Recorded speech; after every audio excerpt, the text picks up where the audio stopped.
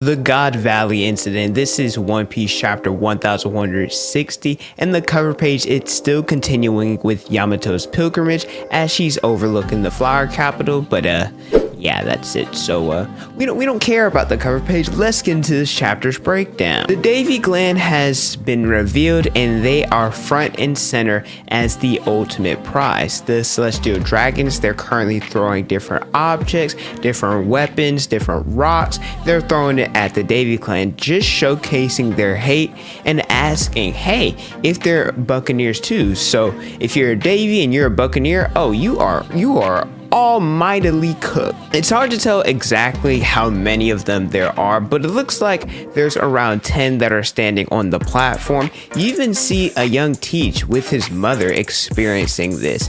And so Oda, after seeing all this, now I'm not trying to support Teach after this. I mean, I like Blackbeard as a character, but I understand all the wrongdoings that he did. But the Celestial Dragons, Oda, you better not make them redeemable. You better not make us feel sorry for not a single Celestial Dragon. Maybe the Holy Knights, maybe we can be feeling bad for them, but Charlos and the ones that look like a ugly fugly little toad, nah, we can't be feeling bad for them. If you make them redeemable, I'm gonna be upset. I'm gonna be very upset. Let's fluff them.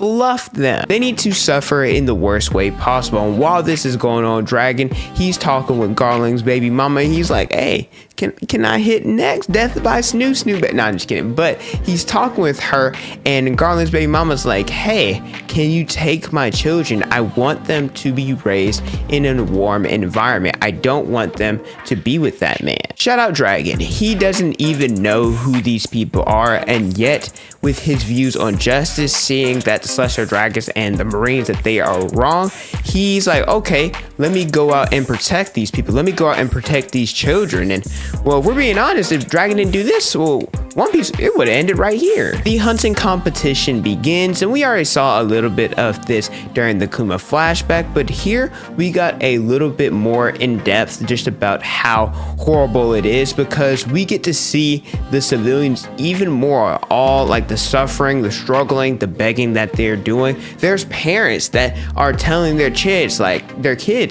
hey, please don't cry, because if you cry, we're dead. And they're sitting here begging, hey, save my kid, spare my husband, spare my wife, just asking for mercy. And what did the Celestial Dragons do?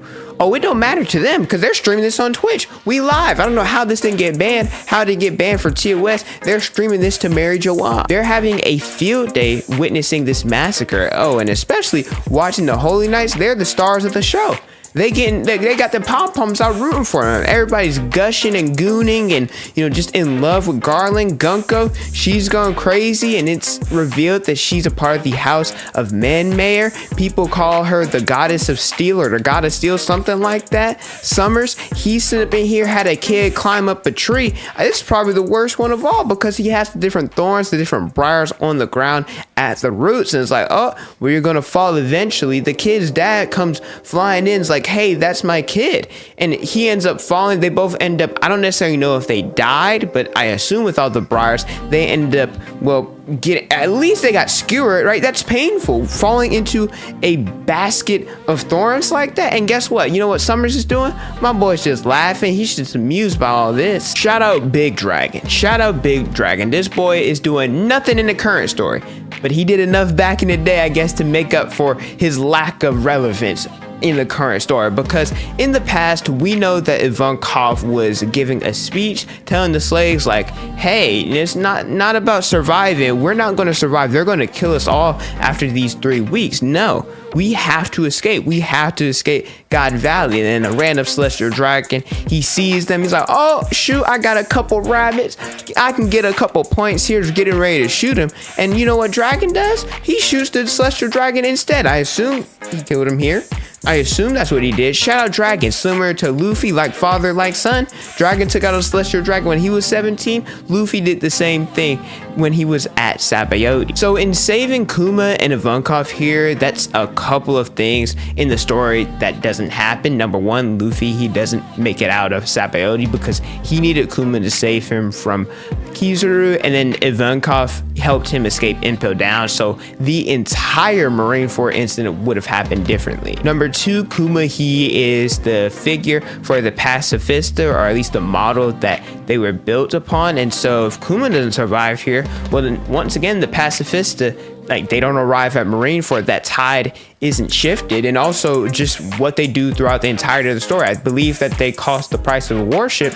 Yeah, they're pretty important. And then Bonnie, she wouldn't, well, I guess technically Bonnie wouldn't have been alive, but for, let's say if somehow, some way they did make it out, Bonnie, she has control over them, and so we don't know how that's going to affect the rest of the story. Puma and Ivankov, they are the pillars for starting the Revolutionary Army. The freedom fighters, we know that they already existed, but gaining these two, it helped expedite the Revolutionary Army's efforts. And there's also some smaller ones that I could come up with, like Sanji not getting trained by the Ivankov, but to sum it all up, a majority of One Piece wouldn't have happened if these two died here. But if you guys enjoy regular anime content, make sure you guys like the video, subscribe to the channel, and hit the notification bell so you guys never miss out on a new video. I pump out different One Piece content almost each and every day. The stars start making their appearances. It first starts out with the Rocks Pirates. They arrive at God Valley with a few goals in mind. I mean, I think for Zebek, his number one goal is obviously saving his family, protecting them, the Davy clan, but then secondly, it's saving Shakky. They need that woman, she bad.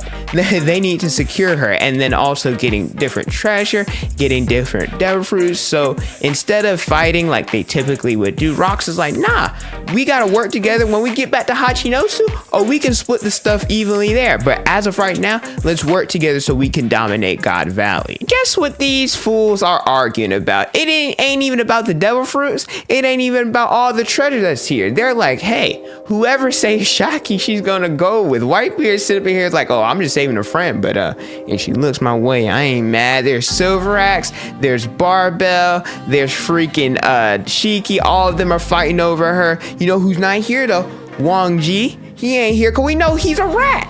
We know that he sold her out back like last chapter. There's also Big Mama Kaido. They sit here, they don't give a fuck. They like, hey, we going after the devil fruits. The next big name that shows up is Roger. The Roger Pirates, they're here. We got a shot of Rayleigh, Roger, and Gabon. They look good as always. They're here for both Shakky and the treasure. I did see some people say the man behind Roger is Bullet. That is not true. That is not Bullet, because if you look at the timeline, God Valley was 38 years ago. In Stampede, Bullet is confirmed to be 45 years old, so that would mean that at God Valley, Bullet would be 7, and yeah, that's not possible. With both pirate groups showing up, they've interrupted the game, so the Holy Knights, they shifted their focus on the hunting competition, and now they're starting to protect the Celestial Dragons. We got a shot of the Holy Knights similar to the Roger Pirates and the Rock Pirates. There's Garling and Summers, they're here. I'm actually not sure why Killingham and Gunko aren't included here. I mean, Gunko's confirmed to be here, so it's kind of crazy that at least that she's not here,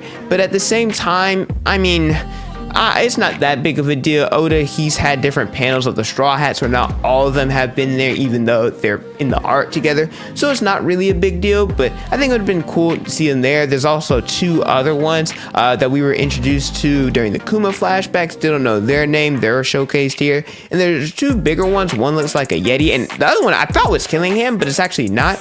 We don't know who they are as well. It's a total, if you, I guess, include Killingham and Gunko, 8 Holy Knights that are confirmed. Now, if you look back at the dragon silhouette when he was talking about them, if you count them up, there's actually 9. So I wonder if the 9th person was Garling before he became Agorase when he was the supreme commander of the Holy Knights, or if we're just missing one. The Rocks and Roger Pirates, they're going crazy. I love the Holy Knights. Well, they're not good, all right? In terms of a group and like for what their role in the story, I want to separate this. They're cool in that aspect. What they do, I don't rock with it, but I respect them. They're strong. We know what they can do, but having the Rocks and Roger Pirates here is just too much. Plus the slaves, you got the future people of the Revolutionary Army, too much.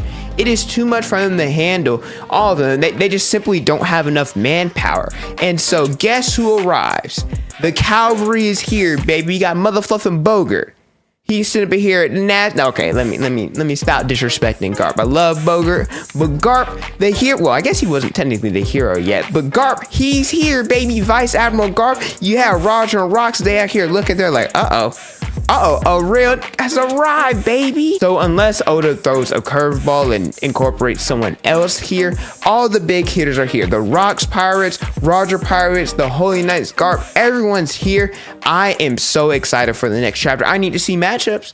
I need to see who the fluff is fighting who at God Valley. I already know it's Shanks and, not Shanks. I already know it's Garling and freaking Rayleigh. I am willing to put a lot of money that's going to be the matchup. I need to see the rest. That's it for chapter 1160. It wasn't really much in terms of lore. I was just setting up for the God Valley incident, which, hey, sometimes you need chapters like this. But thank you guys so much for watching. Let me know how you guys feel about this chapter in the comment section below. Don't forget to like, comment, and subscribe. Hit the notification bell so you guys never miss out on a new video. Follow me on Instagram, Twitter, and TikTok is on the screen and the description below. And don't forget to unleash your potential.